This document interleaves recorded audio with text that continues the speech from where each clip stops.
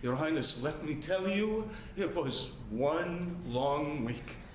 A powerful moment reimagined for the stage. A princess's visit decades ago at a place and among people who many at the time simply chose to ignore. Now I feel like we've lost a lot of our queer storytellers who were alive at that time.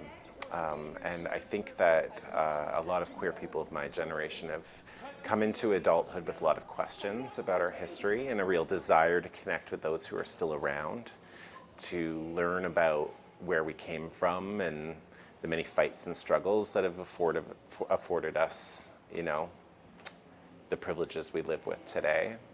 And what I find really interesting about this story is, yes, it's about a princess, you know, coming to visit a hospice, which is a fun, exciting story, but underneath it all, it's really about the family members, the nurses, the care workers, the people who are really committed to helping those who are really, really in need.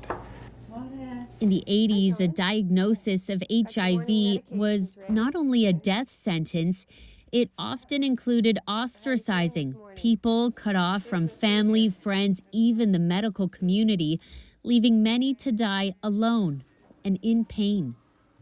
It killed a large portion of our queer community back in those, those first kind of 10 years where there was no treatment. It was unclear how the virus was being spread. It was called the gay cancer, right, for a long period of time.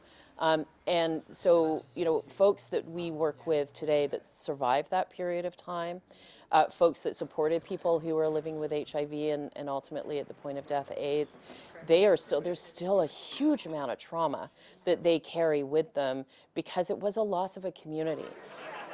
Seeing the suffering and facing tragedy in her own family, journalist and visionary, affectionately known as St. June, stepped in to help.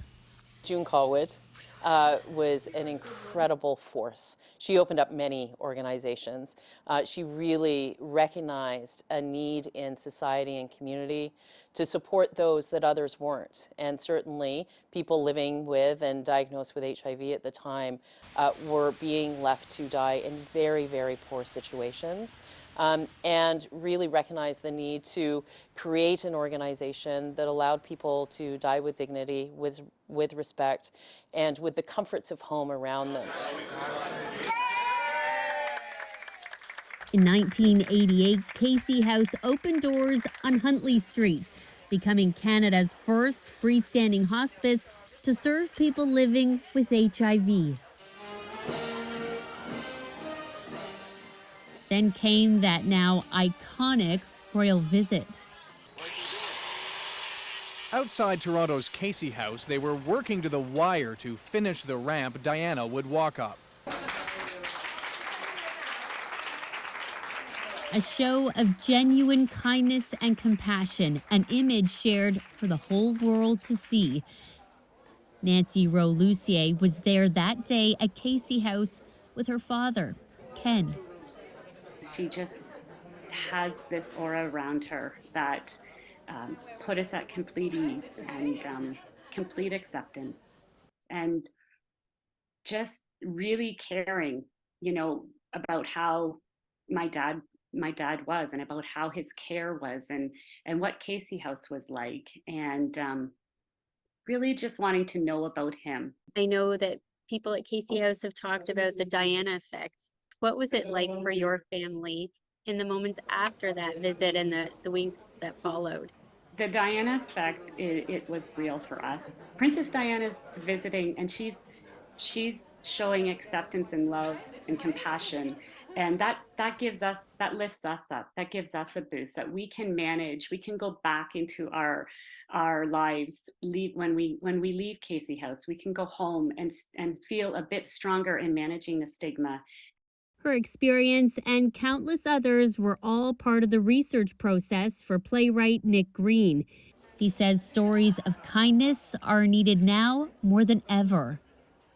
I'm hoping in the end the story of Casey and Diana is one about overcoming fear and prejudice and leaning towards love and compassion.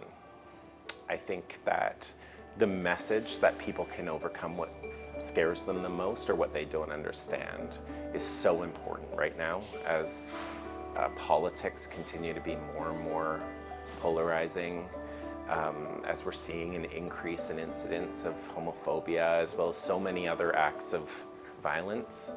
I really hope people leave here wanting to learn more about Casey House. It's 15 minutes away from the theater. It'd be great to head there for a walk around and just imagine how far we've come and also the work that's still happening there.